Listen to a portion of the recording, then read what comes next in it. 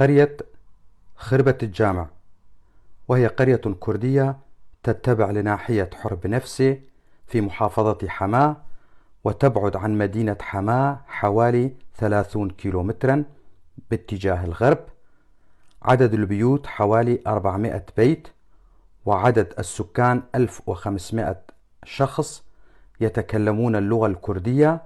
يعمل سكانها بالزراعة، وتشتهر القرية بزراعة أشجار الزيتون. من العائلات الموجودة في هذه القرية آل حمو وعبدو ويوسف وشبلي وخليل والجعبو. ومن شخصيات عائلة جعبو الأستاذ أحمد الجعبو أبو حسام.